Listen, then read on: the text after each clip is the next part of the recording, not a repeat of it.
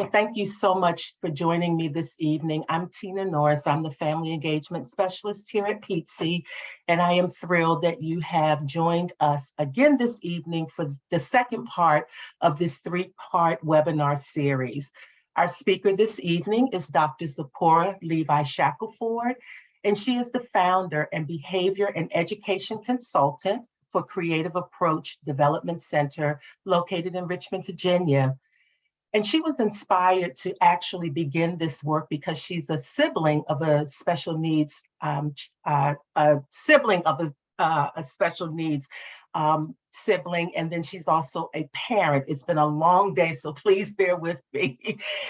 She's also a parent, and so she is a strong advocate in the field of disability, mental health, and education.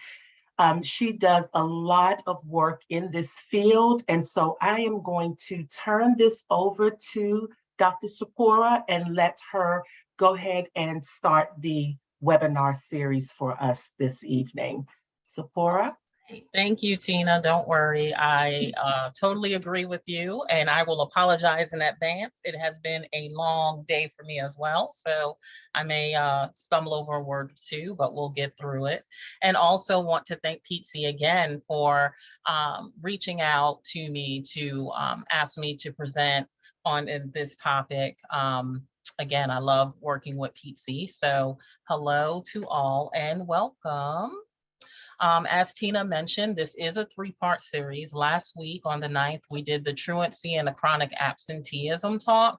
And then tonight we're doing the school refusal. And then next Tuesday, the 23rd, at the same time, I'll be going over homebound instructions. So if you're available, that'll be great. If not, make sure you still sign up as well because they are recorded and will be sent out to you all, as well as some additional resources like a copy of the slides that I use and any additional handouts that I may find helpful. So make sure you signed up and stay tuned if you can.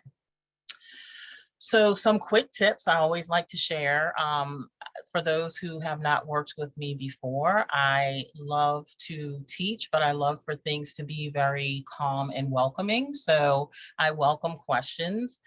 For the format of this webinar, questions will go in the chat box and the moderators will get them. And if it's something that they can answer quickly, they will. If not, at the end of all this, of the presentation, they'll give them to me and I'll answer them to the best of my ability. If it is something that I do not know at the moment, I will gladly take some time and find that answer for you and then get back in touch with you.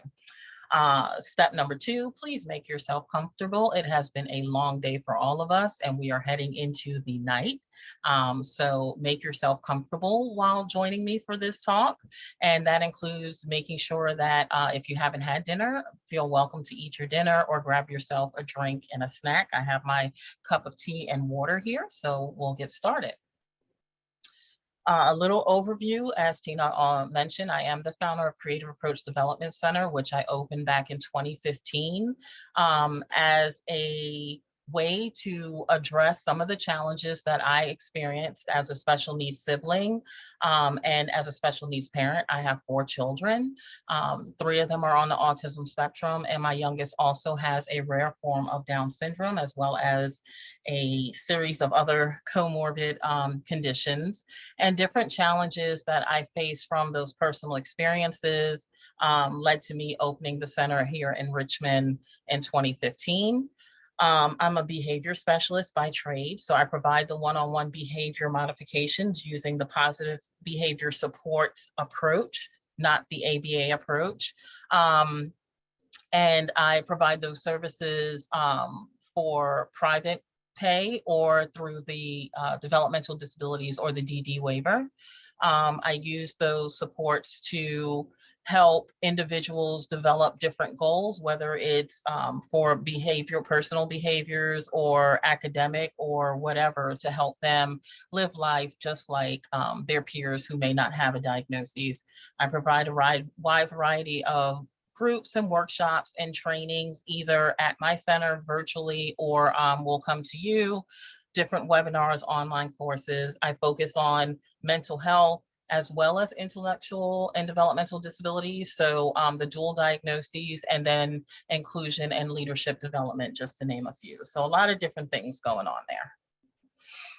So for today, as I mentioned, this is the second part of this three-part series that's really focusing on different behaviors and situations that interfere with students' learning. So for today, we're focusing on school refusal. Before we really get into that, I'll provide a quick overview of, or quick review of the topic from last week, the truancy and chronic absenteeism.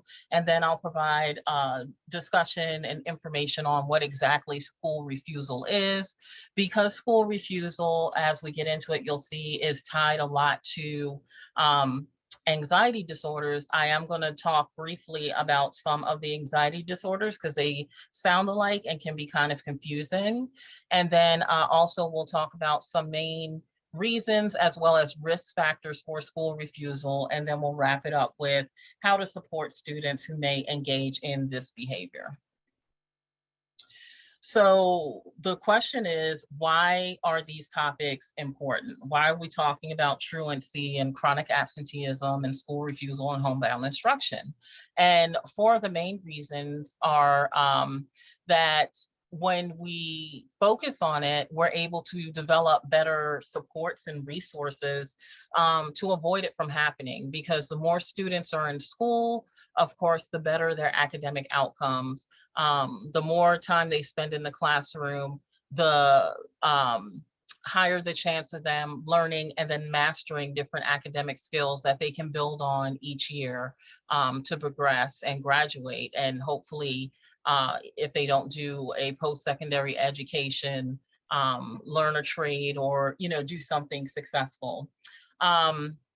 Another reason why having students in the classroom as much as possible is important is because it not only provides an opportunity for educators to teach, it gives them time to observe, right? So the more a student is in the classroom, the more examples the teacher gets to see how they're performing, and they're able to identify different challenges earlier, and then therefore pair them up with the right supports and resources. So it's very comparable to the whole early intervention with the younger children method. Again, which is kind of tied into that first method, the more a student is in school, the more they'll learn, and that's tied to better quality of life in adulthood, better access to higher paying jobs and different opportunities. And it also moves them further away from some of the negative consequences we see when students are not in school, like incarceration or poverty and things like that. And then lastly, a reason why we want students to spend most of their time in the classroom is, as I mentioned last week, the student attendance rate is tied in with school funding and budgeting. So the more the students are attending school, the better the school's attendance rates are. And that will help them with predicting their school budget more accurately the next upcoming year, and get the appropriate amount of funding needed to pay for those resources. So we talked about chronic absenteeism and truancy. And during that discussion last week, I also provided definitions of excused and unexcused absences, because I feel that these are different terms that we hear, but we may not necessarily understand. An excused absence, as a review, is an absence where the student is not there for the entire day and the parent or guardian knows about this.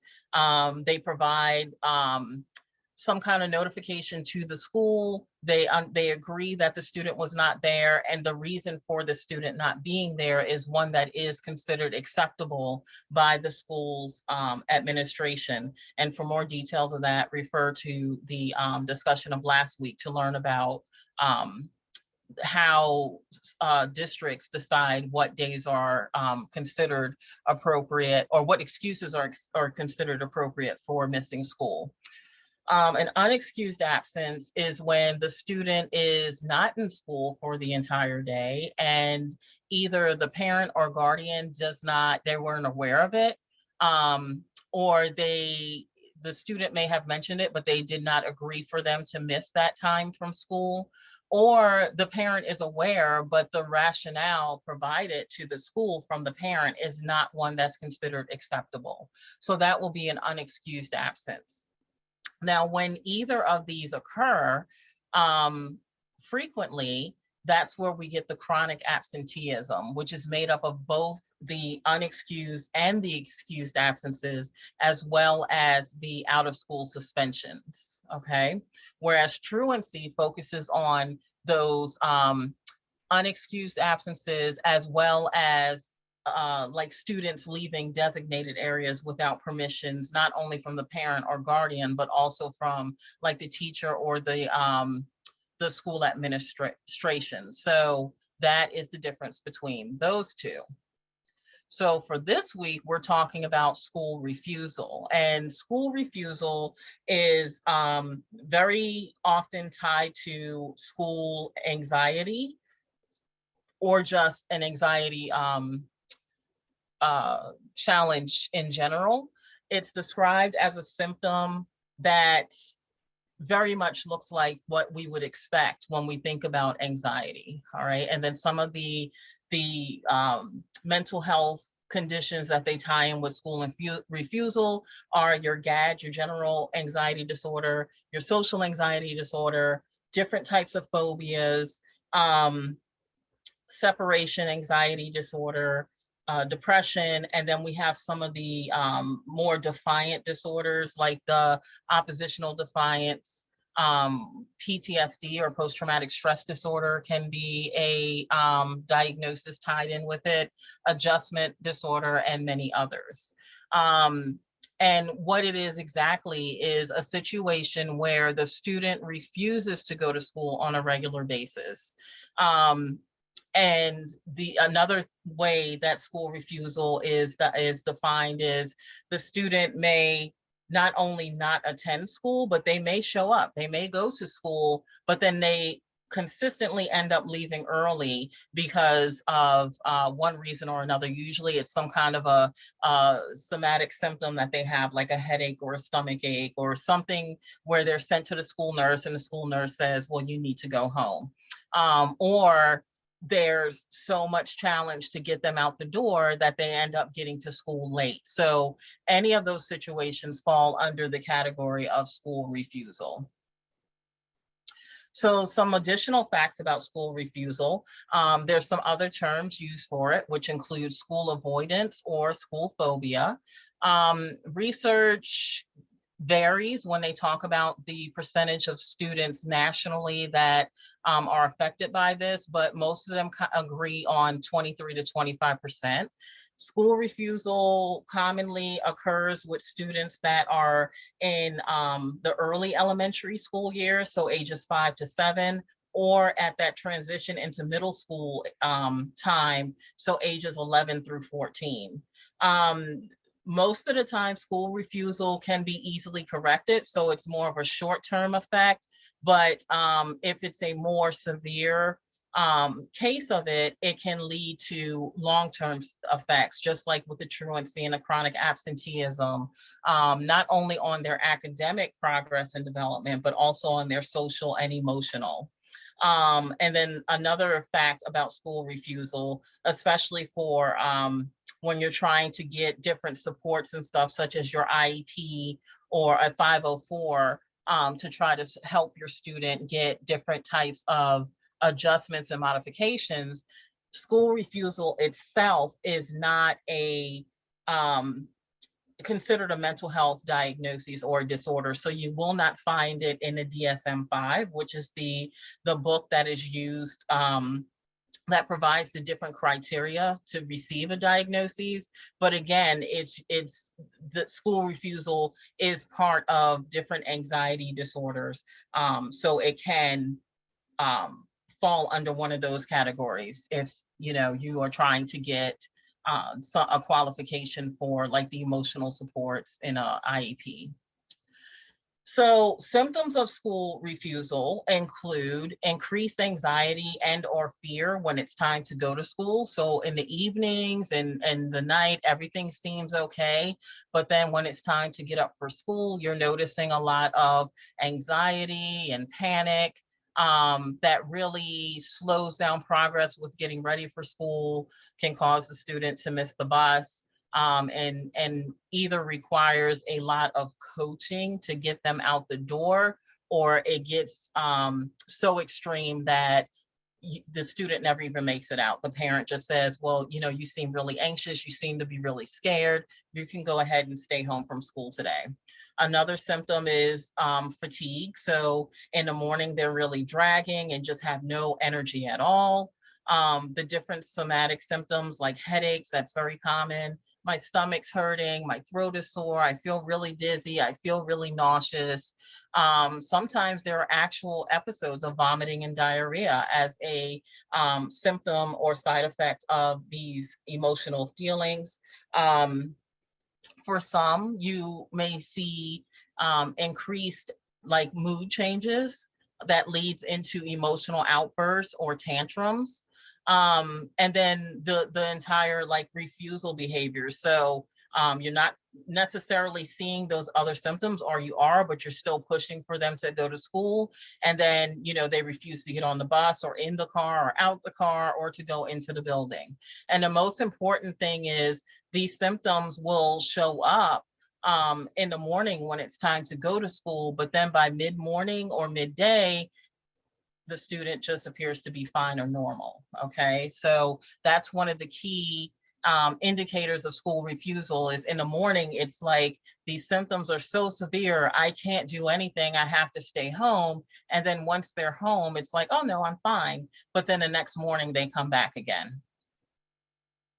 So what are the different risk factors for school refusal behaviors? And just like last week, I kind of separated the different risk factors into 4 categories. So I'm doing that again this week.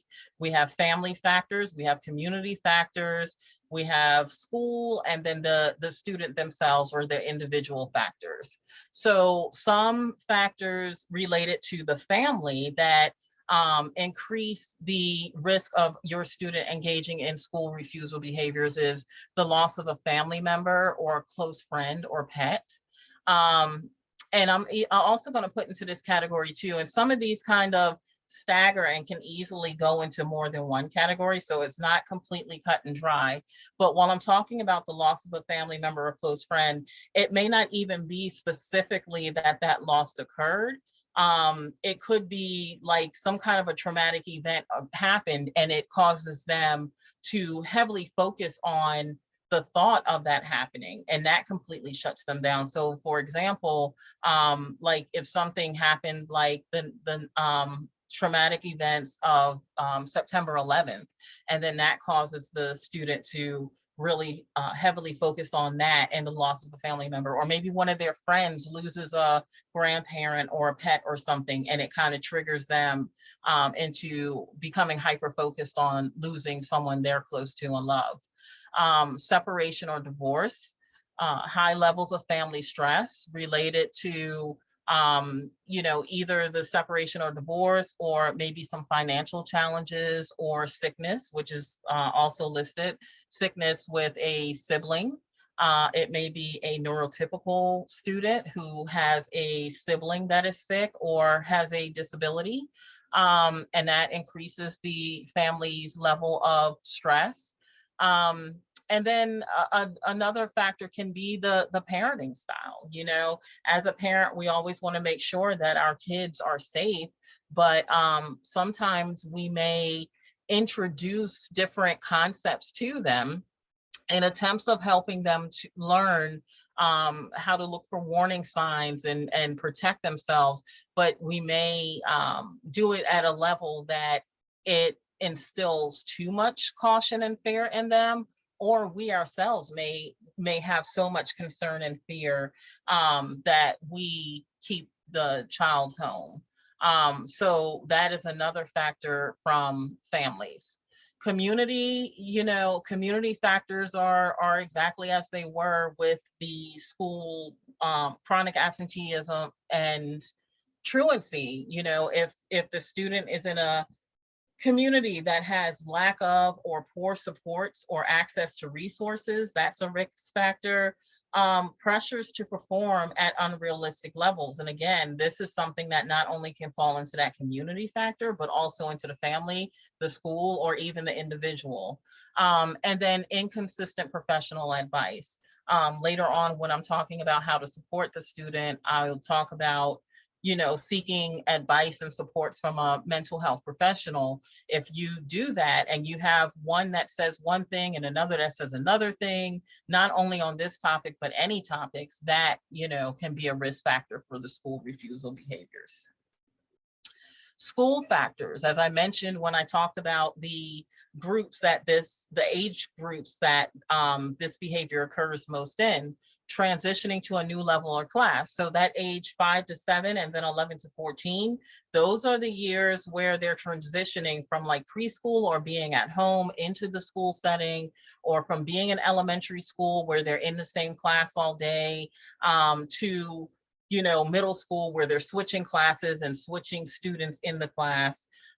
Test or exams can be a big trigger or risk factor. Having trouble making and keeping friends. And then of course, bullying can definitely lead to the school refusal behaviors. As far as the individual factors, if the student has any kind of a learning challenge, if they have any kind of sickness or disability, which would be mental, emotional, or physical, students that have poor impulse control, especially once they get to like that older elementary and middle school level where you're expected to pay attention more, wait longer periods for movement breaks and changes and stuff like that. That can be a big risk factor for school refusal. Fear of failing. We have some students, and this again goes like into the high expectations point that I mentioned with the community factors. Students, like everybody, want to do well, and sometimes it's that fear of failing that can make them just not want to go to school. And then the lack of or the poor self-efficacy is another factor that falls under the individual category. So as I mentioned a couple of times, when we look into school refusal and when you look into research and stuff, one of the number one things you're going to see is discussion about anxiety disorders and different mental health disorders. So what I did right here is just kind of pulled some of the most common ones that come up in this discussion and separated them, because they kind of have different themes that are very similar to the four themes when we talk about the functions of behavior, right? So we have the anxiety related disorders, which would be, anything that has anxiety in it, right? So generalized anxiety disorder, separation anxiety disorder, social anxiety disorder. And then I threw anxiety's best friend, depression, in this category as well, because it's very similar effects that will lead to a student not wanting to go to school. Then we have connection seeking related symptoms. And I like to use the phrase connection seeking. A lot of times, especially in my behavior field, the term is attention seeking. And I don't really like it, because I feel like the purpose is to connect with others. So I use connection seeking, but just know that that's generally worded as attention seeking. And that will be your separation anxiety disorder. So this is the student that just really, really, really wants to spend the time with the parents or a caregiver, or it can just be, somebody who they really feel attached to. The pursuit of tangible reinforcement related. So this is the different diagnoses that are related to getting something you want. And under that category, we see the conduct disorder and the oppositional defiant disorder. And then there's the escape related diagnoses, and the purpose or the function of these is to get away from something that's aversive or something that they really don't like. So that can be a specific phobia, whether it's a test, whether it's failing or whatever. It could be trauma from bullying or from some other negative school experience. So this is, again, when you start looking at the research and deeper information about school refusal, these different diagnoses and conditions tend to pop up. So I just separated them into these little categories to kind of show what their function is and how they lead to the school refusal. So the next question, oops, sorry, let me go back. The next question is, when is it more likely for the school refusal behaviors to occur? See, I told you it's been a long day. And the answer is usually after something traumatic or some kind of big change, or after the student has had an extended amount of time away from school. So after our school breaks, and this is important because some of our school districts have already started school, but some of them go back, starting next week or even the week after. And the students have been out for a longer period of time. So, for some, you may see these school refusal behaviors because they have gotten used to being at home and connecting with their parents and caregivers, or another individual that is not in the school, and they don't want to leave them. The same thing happens when we get to the winter break and then the spring break. Another time is, especially in the winters and the falls, when we start getting into the flu seasons and stuff, and now we have the different protocols for exposure to COVID and testing positive. But, when the student misses school for several days because of an illness or medical related reason, that's another trigger for the school refusal behaviors when it's time to get back into the classroom. After school has been closed for weather or community related challenges. So again, we see like COVID, or in the winter, a lot of times the schools may close for a lengthy period of time, or even a couple of days because of the snow, or in September because of the storms that knocks out power. That can be a trigger for some students. After the death of a loved one or a friend or a pet. And then after something traumatic or stressful occurred, and that can be within their home, or again, just exposure to something like the 9/11 events, right? So anything that's traumatic or stressful can trigger the student having a hard time leaving their home and leaving their loved ones to go to school for a full day. And then lastly, after a significant change, so the birth of a sibling, or a parent is sick, or they just moved, or they changed schools because of some reason, whether it's they advanced to that middle school from elementary, or they changed schools because they moved. But these are all triggers for school refusal behaviors. So real quick, I'm gonna briefly go over the anxiety overviews, and not going to spend a ton of time on this part because again, this is being recorded and I'm more than happy to share these slides with you. But we have the separation anxiety disorder. Just some important tips with this is to remember that in order for it to be classified as this, the symptoms have to last for at least 4 weeks or longer. This usually occurs before age 18 and can occur as early as age 6. So again, this is right at that I'm just starting elementary school age, that 5 to 7. In order for it to fall under this definition, the behaviors cannot be tied to any other diagnoses like the pervasive development disorder or schizophrenia. And the symptoms are having excessive levels of distress and anxiety when it comes to separating from their parents or another person who they've become attached to. And also that extreme level of worrying that something bad may happen to that person. Um, and then, with this diagnoses, you're also going to see some of these behaviors at home as well. So it's not just when it's time to separate and go to school, you'll also see some of these behaviors at home. So with this, your student may not want to fall asleep alone. They have, the parent or the person who they are attached to has to be around them even when they're sleeping.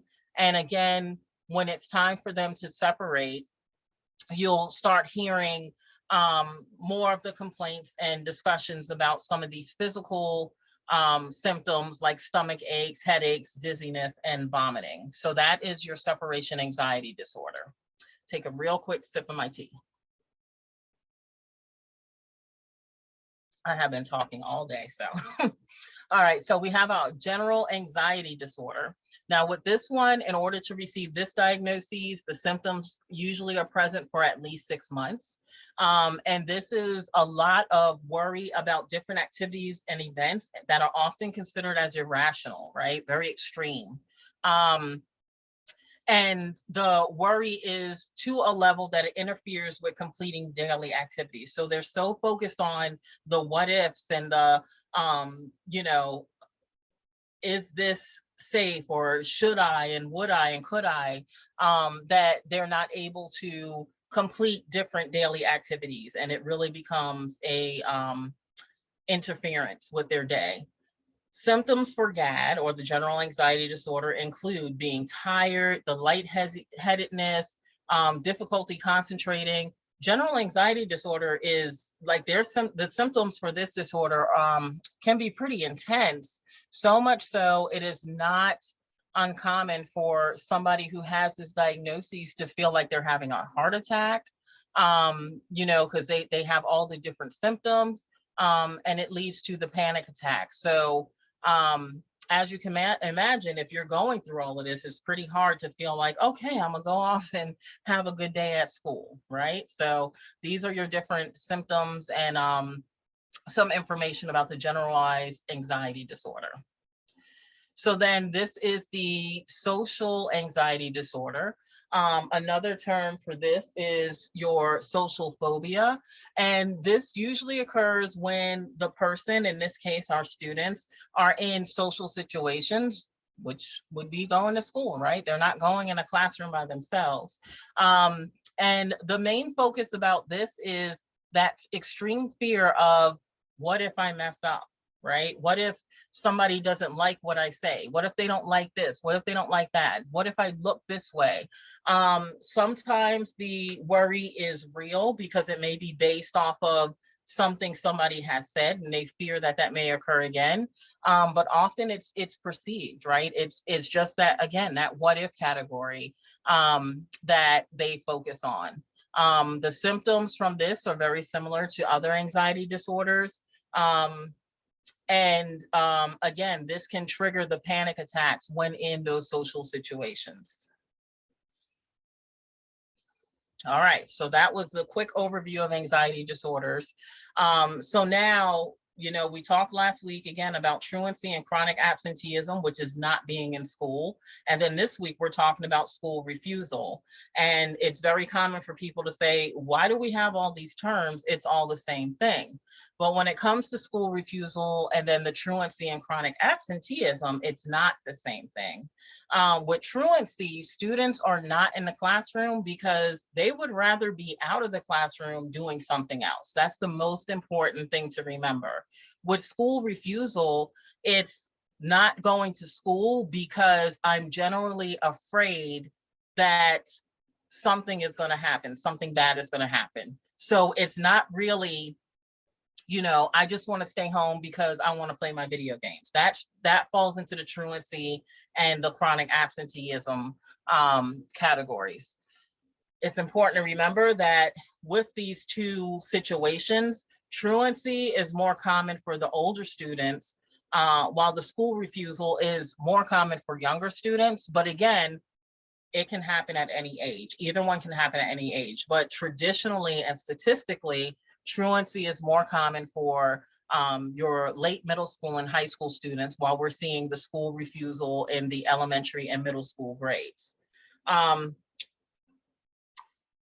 Another difference is with the school refusals, the parents know about it, right? And they're contributing to it because they're keeping the students home, because they're concerned, or they're listening to, the different complaints that the student has when it's time for school, or they're just having too hard of a time to get them out the door. So they keep them home from school. So that, they're aware of the situation. Whereas with truancy, they didn't know the student was staying home. And then, another thing with the school refusal, if the student starts having these different symptoms and they're sent to the school nurse, and the school nurse calls the parent to pick them up, it's the parent who comes to pick them up. So again, they're aware of the situation. So when you realize that you have a student who is engaging in school refusal behaviors, what can you do to help? And I have this separated into the school level and then the parent and caregivers level, because it tends to start in the mornings before the students leave home. I'm gonna start with the parents and caregivers. So the number one thing to do is to not keep your student home longer than they need to be. If the student is sick, as soon as they are well enough to go back, go ahead and let them go back. It's very easy to say, well, I'm gonna give you one more day. But it's best to not do that, and to, as soon as it's time to send them back, send them back. The same thing with the different breaks. When summer break comes, winter break comes, spring, and it's time for them to go back, they should go back on that designated day instead of keeping them for an additional day, because that just causes that anxiety to build up even more. I suggest setting up positive morning and evening routines to help the students feel better about their day. And if you would like more information about that, please feel free to reach out to me. I provide whole workshops on how to set those positive morning and evening routines to get the day started, and then to help the student unwind, but also prepare for the next day. So I highly suggest that and for yourself as well, by the way, it just really helps you to have a more successful day. Having candid conversations with your student and reminding them that really the focus is for them to just try and to do their best. And that doesn't mean that you're always going to knock it out the park. And provide them with examples of when you really tried hard or had your expectations of performance set really high, but your actual performance may not have reached that level. And try to find others who your student may look up to and show respect to provide examples of when they tried and maybe not, did a perfect performance, to help them understand that it's okay. And especially when it comes to school, the purpose is to try and to keep trying until you get it, to kind of take some of that pressure off of them of having to be perfect and having that excellent level of performance. I love doing this and helping people set up this, but create a takeaway for your student so they can feel like you're there with them during the day.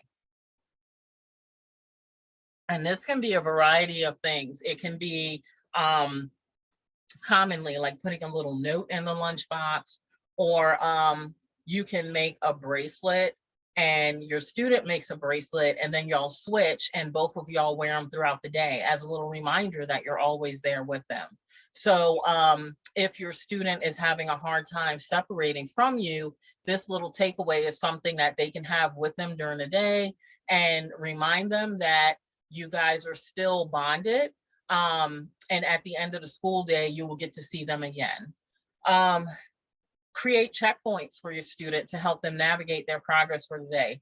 Sometimes the day is just way too long and it becomes overwhelming, and that is a reason why they don't want to go, and therefore school refusal falls under the escape category for that one, because they just feel like they just can't handle everything that goes on through the day. For this, I would work with the student and the parent to help them look at the student's daily school schedule and then break it down into little sections. So instead of them starting school at 7:30 or 8 in the morning and being like, oh man, I have to go all the way until 2:30 or 3 or whatever time they get home, plus the bus ride, we now break that daily schedule into little chunks and create these little checkpoints for them to focus on to help them get through the day easier. So that is something else a parent caregiver can do to help their student. Make home time boring. So when your student does stay home, and I'm not talking about like during the different school breaks, but if it's a time where your student has really, become defiant and didn't make it out on time for school, make sure that it's a boring day for them, right? So you can stay home from school, but you're not going to be able to play the video games until 6 o'clock after you stayed home for your school day and then done your homework at your usual time, and then you can play the video games. And even though you're home, we're not really going to hang out that much. You're going to have to go to your room and do this while I'm doing that, just to make it just less appealing to them. Talk with your student and just try to see if it's something that's going on at school that is bothering them, especially if they started out doing really well and then all of a sudden the school refusal behaviors popped up like mid-year or something. Talk with your student and try to figure out what's going on that is triggering the behavior. And then another thing, of course, is to consult with a mental health professional and let them do some different assessments and stuff to try to see if there's any kind of diagnoses related to these behaviors. One of the research shows one of the best types of therapies for this would be the CBT, or the cognitive behavior therapy. And then the student may also benefit from, being on some kind of medication. So again, consult with a mental health professional when you're noticing these changes and these behaviors and they're ongoing. As far as the schools go, it's really important for teachers to, try to provide some quick ways to check in with your students to see where they are emotionally and mentally. And there's a variety of ways to do this, and I do have some workshops on that as well. It can be as simple as having different color smiley face stickers on the desk that, you know, um, are equivalent to feeling okay, feeling great, or having a hard time. And throughout the day, they put the paper clip on the different colors so that the teachers can easily just look over and see where the students are. And if you notice a student is kind of hanging out in that not doing okay area, you can try to talk with them some more to get some more information. So that's just one example. Also, if you notice a change in the level of participation and motivation in the student, talk with them, and then it's probably a good idea to try to get in touch with the parent or caregiver to see if they're seeing the same things at home, and then try to rule out if it's something going on medically, or making sure it's not something going on at home where you can maybe provide some additional resources or support. So, pretty much keeping that communication open at the classroom level. For teachers and beyond in the school system, look at your school's culture and really really assess to make sure that you have a welcoming and an open environment. Look at everything from your academic team to the types of things that you discuss, or even like the holidays and stuff that the school focuses on and maybe celebrates and acknowledges. And just make sure that it is inclusive and diverse, and it represents your student population and beyond. If you notice that there are certain students that may be spending more time alone, maybe finding some ways to help the rest of the student population, find some common factors so that that student isn't by themselves, and really try to develop a system based on that inclusion and diversity and acceptance. Again, I talked about it at the teacher level, but even at the administrative and the leadership level, just making sure you have an effective communication system. And a lot of times when we talk about that, we focus on the parents and the caregivers, but also for your students, and it's great to make sure that you are letting the students know, no matter what age they are, that they have you there to talk to and to express concern, or changes or things that they need. So making sure that you have a system that's appropriate for the different age levels and communication styles and levels for the students, as well as your parents and guardians. And then lastly, making sure that you're tied in with the community and doing your best. I know teachers are greatly stretched beyond thin, and leadership as well. So, but just trying to make sure that you are tapped into your community enough to at least be aware of some different resources related to some of the challenges that our students face every day. Things like food insecurities, or extreme poverty, parent incarceration, parent substance abuse, or even student substance abuse. And again, different things related to different learning needs and disabilities and so forth. So just don't have to be an expert in everything, but every now and then just kind of tap in and see who in your community you can get that flyer from, get a quick elevator speech from. So if a student needs some kind of support in that manner, at least you're aware of a possible resource. So that is it for this week's topic of school refusal. At this time, I will see if Kathleen or Tina have received any kind of questions.